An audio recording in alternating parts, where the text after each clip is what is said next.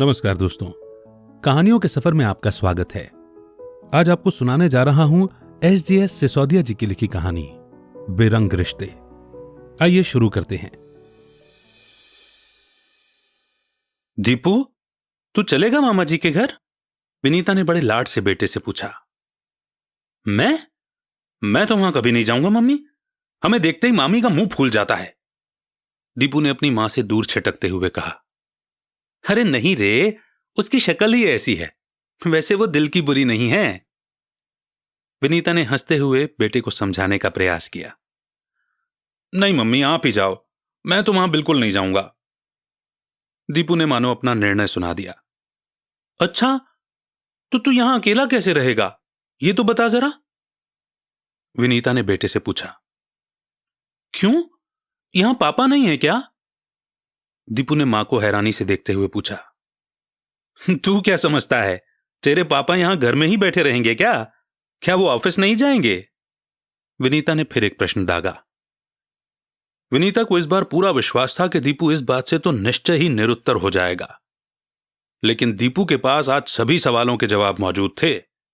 इसलिए बोला, जब पापा सुबह दफ्तर जाएंगे तो मैं उनसे पहले स्कूल चला जाऊंगा, और जब मैं स्कूल से आऊंगा तो मैं खाना खाकर अपनी ट्यूशन चला जाऊंगा, और तब तक तो पापा दफ्तर से आ ही जाते हैं।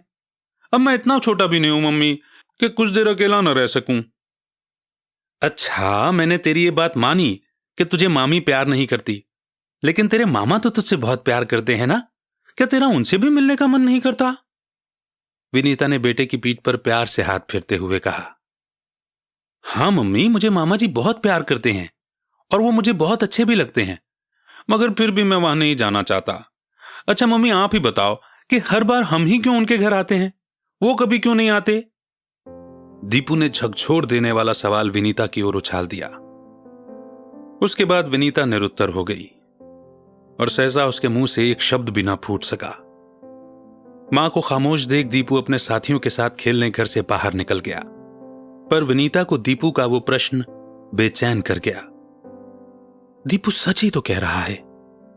उसकी शादी के बाद आज तक कभी उसका भाई विनय उससे मिलने नहीं आया। जब भी गई वो ही गई। भैया दूज हो, रक्षाबंधन हो, सारे ही त्योहार हमेशा खाली ही जाते रहे हैं अभी तक। आखिर वो यहां क्यों नहीं आता? वो सोचती रही। अंत में यही मन ही मन निर्णय किया कि अब की बार वो इस सवाल को विनय भैया के सामने जरूर रखेगी। आने जाने से ही तो रिश्ते गहरे होते हैं। उस पर बहन भाई का संबंध तो दुनिया का सबसे बड़ा संबंध है। जब दिनेश दफ्तर से लौटे तो विनीता ने कहा, सुनिए जी, अगर आप कहें तो मैं भैया से मिलाऊं, मेरा बड़ा मन कर रहा है। अरे तो इसमें क्या मुश्किल है, तुम कल ही शाम की गाड़ी से दीपू को लेकर चली जाओ। चाहता तो मैं भी था कि तुम्हारे साथ आता, मगर क्या करूं, ऑफिस में अकेला होने के कारण यह संभव नहीं है। अगर एक दिन की भी छुट्टी कर लो तो दूसरे दिन के काम का बोझ दुगना हो जाता है। दिनेश ने अपनी पत्नी को अपनी मजबूरी बताते हुए कहा। जानते हो, इस बार दीपू जाने से मना कर रहा है। कहता है हमें देखकर मामी जी का मुंह बन जाता है। विनीता ने पति को अपनी उलझन बताई। तो ठीक है, अगर उसका मन नहीं है तो क्यों जबरदस्ती ले जाना चाहती हो उसे? लेकिन वो घर में अकेला रहेगा कैसे? तुम तो ऑफिस चले जाओगे, फिर उसका क्या होगा? यही सोच सोचकर परेशान हो रही हूं। अरे तुम क्यों चिंता कर रही हो? मैं शनिवार को दफ्तर जाकर काम घर ले आऊंगा, और वैसे भी तुम रविवार शाम तक तो लौट ही आओगी। दिनेश ने समस्या का निवारण करते हुए कहा। तुम कितने अच्छे हो, यह कहकर विनीता ने पति के गले में प्यार से बाहें डाल दी। तो यह तय रहा कि तुम शुक्रवार यानी कल शाम को जा रही हो, दिनेश ने विनीता को प्यार से थपथपाते हुए कहा। दिनेश विनीता का बैग सीट के नीचे लगाकर आवश्यक हिदायतें देते हुए ट्रेन से उतर गए, और दोनों बाप बेटे खिड़की से लगकर खड़े हो गए और विनीता से बातें करने लगे। कुछ ही देर में गाड़ी ने सीटी दी और मंथर गति से अपनी मंजिल की ओर चलती। दिनेश और दीपू प्लेटफॉर्म पर खड़े तब तक हाथ हिलाकर विनीता को विदा करते रहे जब तक कि वो आंखों से ओझल नहीं हो गई। दूसरी ओर विनीता की मनस्थिति बहुत अजीब सी हो रही थी। अपने शादीशुदा जीवन के 8 सालों में वो पहली बार अकेली अपने मायके जा रही थी। पहले तो दिनेश ही जाया करते थे, लेकिन जब दीपू हो गया तो वो दीपू को साथ लेकर जाने लगी थी। खासतौर से उन दिनों जब उसकी मां बीमार हो गई थी। दिनेश को दफ्तर से बार बार छुट्टी नहीं मिल सकती थी, अतः वो महीने में एक चक्कर लगाकर आया करती थी। उसे सबसे ज्यादा फिक्र हो रही थी तो दीपू की। हालांकि दिनेश बहुत जिम्मेदार पति है, लेकिन मां की ममता का क्या किया जाए। उसे तो संतोष तभी मिलता है जब उसकी संतान उसकी आंखों के सामने हो।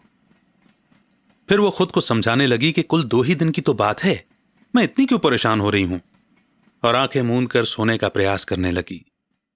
अगले दिन सुबह गाड़ी से उतरी और प्लेटफॉर्म पर भीड़ में उसकी नजरें भैया को तलाशने लगी। उसने विनय को पहले ही बता दिया था कि वो आ रही है, मगर विनय उसे लेने नहीं आ सके थे। इसीलिए वो खुद ही स्टेशन से बाहर निकल आई और ऑटो करके भाई के घर जा पहुंची। उसे घर में घुसते ही अपने अंदर एक हूक सी उठती हुई महसूस हुई। घर में सभी थे, भाई, भाभी और उनके बच्चे, लेकिन फिर भी उसे घर खाली खाली ही लग रहा था। भाई पास बैठ गया और हालचाल पूछने लगा। भाभी आई और महज औपचारिकता निभाकर अंदर चली गई। चाय पानी हुआ और उसके बाद वे सभी अपने अपने काम में लग गए। भाई अपने दफ्तर चला गया और भाभी घर का काम करके पड़ोस में सबसे जरूरी काम गपशप करने चली गई। बच्चे अपने स्कूल पहले ही जा चुके थे। घर में विनीता अकेली बैठी सोचती रही कि वो यहां किस लिए आई थी, क्या इन दीवारों से मिलने? वास्तव में वो ही उठकर दीवारों से लगकर सिसकने लगी और अपने मृत मां बाप को याद करके खूब रोई। जब भाभी अपना जरूरी काम करके लौटी तो वो दोपहर के भोजन की तैयारी में जुट गई। बच्चे स्कूल से लौट आए थे, इसलिए वो उनके साथ व्यस्त हो गई। विनीता ही बच्चों से उनकी पढ़ाई आदि के बारे में बात करती रही। खाने पीने के पश्चात भाभी ने दोनों बच्चों को अपने साथ एक कमरे में सुलाकर अपना टीवी खोल लिया। इसी तरह विनीता ने अकेलेपन में पूरा दिन निकाल दिया। शाम को भाई आया तो 2-4 बातें पूछकर वो भी खा पीकर सोने जाने लगा। तो विनीता ने उसे टोका, भैया, क्या मैं यहां इन दीवारों से सिर मारने आई हूं? थोड़ी देर तो मेरे पास बैठो। वो रुक गया और उसके पास बैठते हुए बोला, क्या बात है विनीता, तुम्हें कोई खास बात करनी है? मैं तुमसे इतनी दूर से मिलने आई हूं, क्या यह खास नहीं है? विनीता ने रुआंसी होकर कहा। सुबह हमारी बातचीत हो तो गई थी और दिन भर तुम अपनी भाभी के साथ ही थी, फिर क्या बातचीत करना बाकी रह गया है? विनय ने विनीता को घूरते हुए कहा। भैया, तुम भाभी से पूछकर तो देखो, क्या वो मेरे पास 1 मिनट के लिए भी बैठी है? विनीता ने धीरे से कहा। माया, यहां आओ जरा। विनय ने पत्नी को आवाज लगाई। संभवतः माया ने विनीता की बात सुन ली थी, इसलिए उसने पति की आवाज का कोई उत्तर नहीं दिया और भनभनाती हुई अपने कमरे में जाकर दरवाजा बंद कर लिया। विनय को इस बात का एहसास हो गया था कि पत्नी रुष्ट हो गई है, इसलिए वो भी कुछ समय मौन बैठे रहने के पश्चात उठकर चला गया। विनीता भी लेट गई। विनीता की आंखों में नींद का नामो निशान भी नहीं था। उसे पछतावा हो रहा था कि वो आई ही क्यों।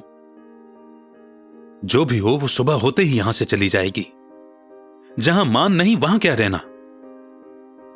लगभग 1-1.5 घंटे के बाद बगल वाले कमरे से कुछ आवाजें आने लगी और धीरे धीरे वो आवाजें ऊंची होती चली गईं। भाभी जोर जोर से भाई से कह रही थी, वो चुड़ैल यहां आती ही किस लिए है? अब यहां उसका क्या रखा है? पहले तो मां का बहाना लेकर आती थी, अब क्या बहाना लेकर आई है वो? बुढ़िया के बक्से में से एक फूटी कौड़ी भी नहीं निकली, यही चुड़ैल उड़ा ले गई होगी। विनय की तेज आवाज के साथ तड़ाक तड़ाक 2 थप्पड़ों की गूंज विनीता के कानों में पड़ी। उसके बाद 2-4 मोटी मोटी गालियां और फिर भाभी के रोने का स्वर और फिर उसका विनीता को कोसना। सब कुछ साफ सुनाई दे रहा था। उसके बाद भाई की आवाज सुनाई नहीं दी। भाभी का गालियां देने का सिलसिला जारी रहा। वो भी 1-2 घंटे बाद बंद हो गया। सुबह हुई तो भाई ही सबसे पहले उठा। उसने चाय बनाकर खुद पी और बहन को दी। उसके बाद वो बोला, विनीता, मैं जानता हूं कि तुमने सब कुछ सुन लिया है। जब जब तुम आती हो, इसका यही हंगामा मुझे परेशान करता रहता है। अब से तुम यहां मत आना, हम फोन पे ही बात कर लिया करेंगे। अब चलो, तुम तैयार हो जाओ तो मैं तुम्हें बस में बिठाऊं।